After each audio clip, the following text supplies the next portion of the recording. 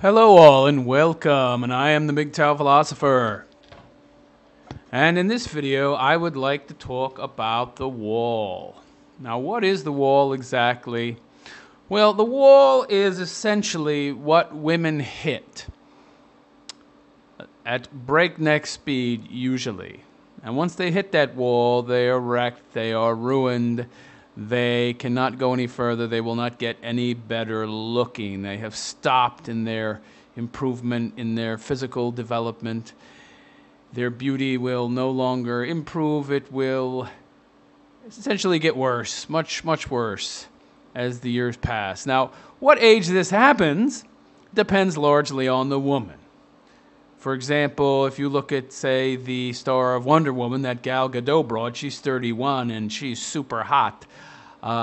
Meaning essentially she has very good genetics and she takes care of herself, and so she's probably not going to hit the wall until, say, 35. Although I found out she's pregnant, so it's going to happen much sooner than that. But if she didn't have the kid, could be as long as 35, maybe even 40. I mean, it's hard to say. Women with genes that good really take care of themselves. I mean, minimum 35, but a woman like that is extremely rare. The average woman is going to hit the wall at around 30. Some might hit the wall even sooner, between 25 and 30, depending on how much they party. Perfect example is Lindsay Lohan. She looks like she's about 50, but she's only around 30. I mean, so it depends on the woman. Now, the one thing I'd like to talk about isn't the wall itself, as most men know about the wall.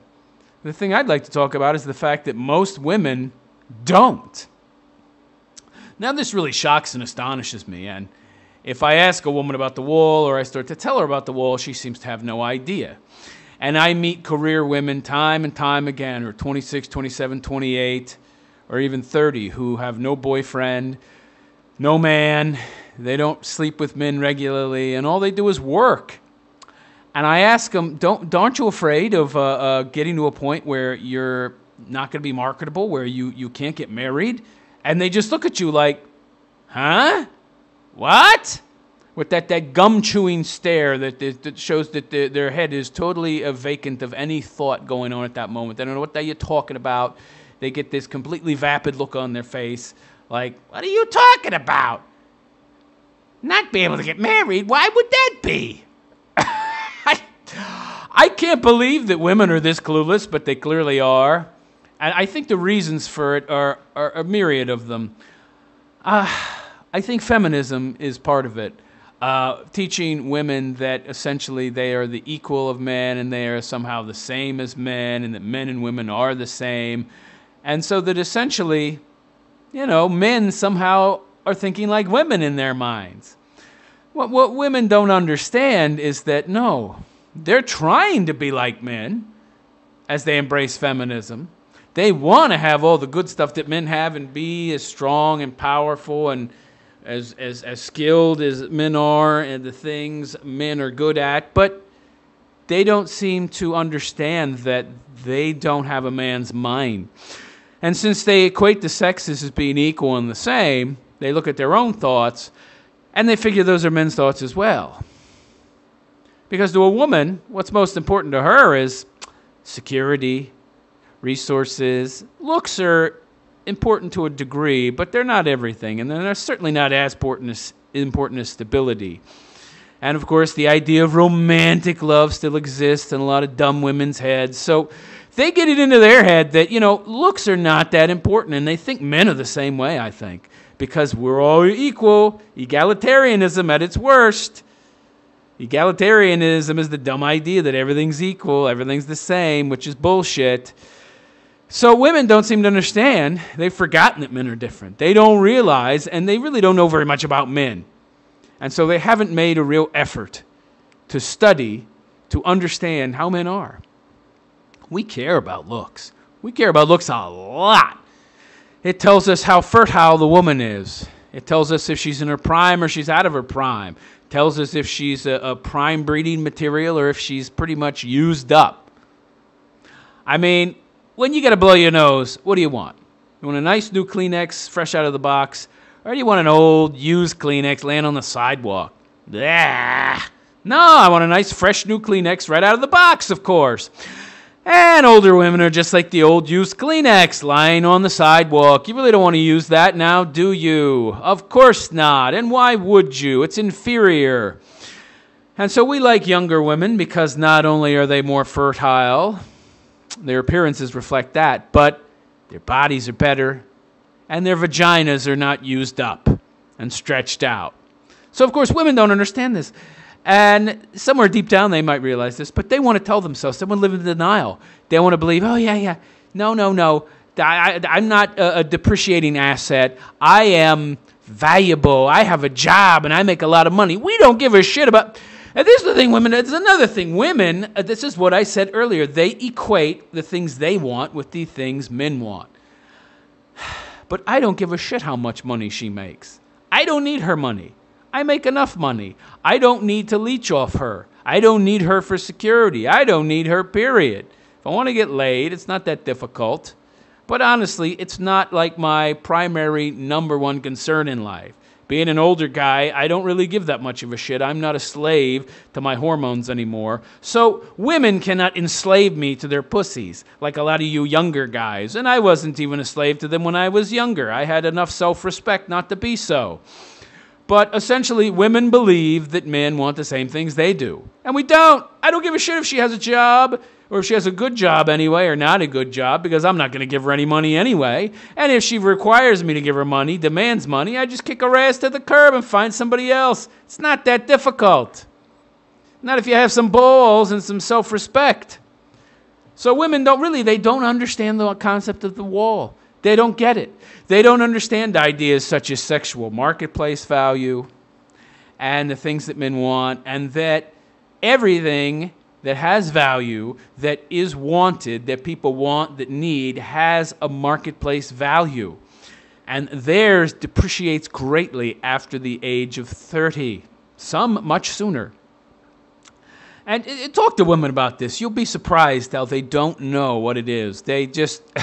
You start talking about the wall, they don't get it. Oh, you're misogynist. You hate women if you talk about something like the wall, like you're a woman hater, like you're objectifying women. Let me tell you something. Women objectify men as well. Using a term like the wall and seeing women for what they really are, sexual objects, and that they have marketplace value is not... well, you could say it's objectifying women. So what? They objectify men as well, just for different value. They look at men as wallets, and they objectify us based on how much we make. It's no different. We're looking at someone, and we're judging their viability as a mate based upon what they bring to the table.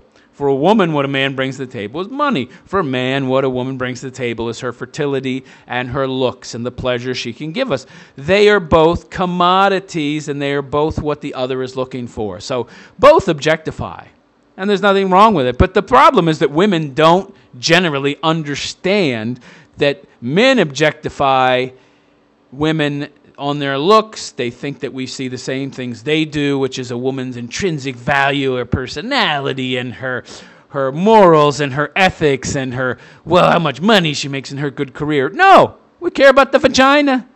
Is it tight? You got stretch marks? Do you have cellulite? Do you have varicose veins? Do you have the crow's feet? Are you fertile? These are the things we care about. Are you fat? I mean, honestly, do you have a nice ass? Do you have good tits? These are what we care about. And these things, as they depreciate, affect her marketplace value. And women don't know it. They do not know it.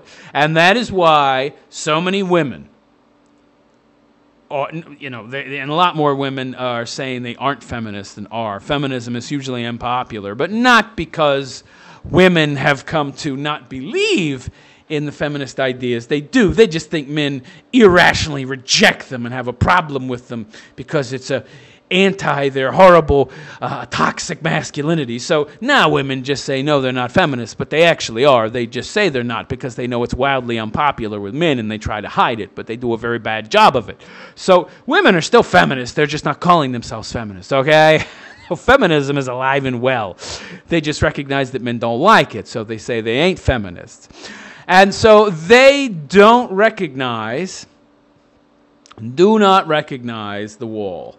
And that's why so many women become career women, even some good-looking women, or decent-looking, and even the fat and fuglies become career women because they have no choice whatsoever. No man would ever take care of them. But there's some decent-looking women, too, that are career women, absolutely. Now, the 9s and 10s, of course, not too often. But a lot of, 7s and 6s and some 8s, no question. And a lot of these women, they think they bring something to the table with their job and their work, but we value different things as sexes, but they don't see it because they're feminists. They're egalitarians. Everything is equal, and they only have themselves as a reference point, so they project the things they want that they value onto men. So they're blind to the things that we value, and that's why they oftentimes work into their mid to late 30s, sometimes even longer, and they take for granted that they'll never find someone and they'll end up being old cat ladies because they don't get it. They do not get it. And that's why it's much more difficult for men to find a decent woman, a woman that values a man, because they really don't. They're not in any hurry because they don't understand the reality of the fact that if they don't start now, and it already might be too late, especially if they're in their mid to late 30s, but if they don't start now, the odds of them finding a man are almost zero. But they don't know that. Now, if women understood the wall, if they knew what it meant and that it was a reality, they would be clamoring to find whatever man they could if he was just somewhat decent. But instead, they hold out with their ridiculously high standards and try to get that top 20% of men. Well, they're not really trying. It's just like, oh, well, if it happens, it happens. And, they're just essentially waiting until their career's been established. And then once they feel like it, they'll look for a man. Once they're 35, 36, 37, maybe even closer to 40, and they don't get it. Now, they figure it out eventually. But by then, it's too late. And then they wish they hadn't been the man-hating cunt feminists that they were, and that they had valued men a little more.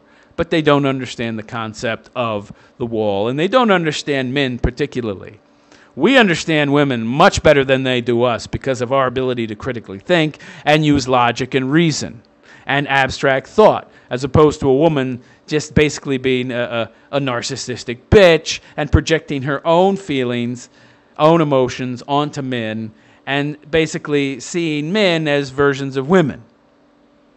And basically associating the things that men want with the things women want. So women absolutely do not understand the concept of the wall.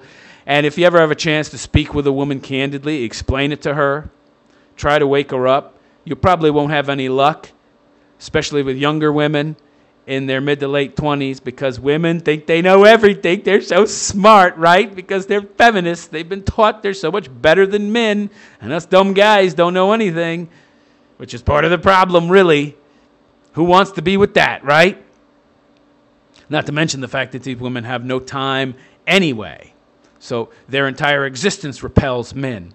That in itself is a kind of wall, and I talked about that in another video in regards to the questions you need to ask women. They work too much oftentimes and have no time for a man, yet they're wondering why they can't find a man. You're not looking, and you have no time. So any man that did look at you objectively and say, is she a good, viable possibility, is going to say, that bitch has no free time, works 7 days a week. No, thank you. She's not even a viable candidate for a booty call because she's so wrapped up in her career, she doesn't even care about sex. And even if she did, she'd have no time to do it. So women create lots of different walls, and career women, in and of themselves, no matter how young they are at a sort of wall. They've hit a certain boundary that is difficult to climb over, okay? But once they get old enough, that boundary becomes 30-foot high wall surrounding Israel that you ain't getting over, okay? You ain't getting in. You're not getting past that wall. Expecting women to understand the wall is a waste of time in most cases. Women are emotional creatures. They're subjective, not objective. And most of them are in total denial about such things if you were to reveal it to them. And the few that might understand it are already wedded to their life, their life agenda and their career, and it would be almost impossible for them to change their course at this point. So, the women of this generation are sort of kind of lost. Feminism destroyed them. And it's probably going to be a couple more generations before they wake up and the tide turns and the eventual fight back against these kind of ideas, the blowback from all this nonsense takes effect, before the response to these type of behaviors that have gotten so extreme takes effect and women start to go back to being women again. And by then, most of us will be really old or dead. So we're going to have a generation or two of men that live without women, except for the occasional hookup. And if that's how it has to be, that's how it has to be. The wall exists for a reason, and we men have to make sure it continues to exist to teach these women a lesson and put them back on the right course so the society will survive in the long term. The wall is a necessity. No question about that. I am the MGTOW philosopher, and I wish you all a good day. Take care.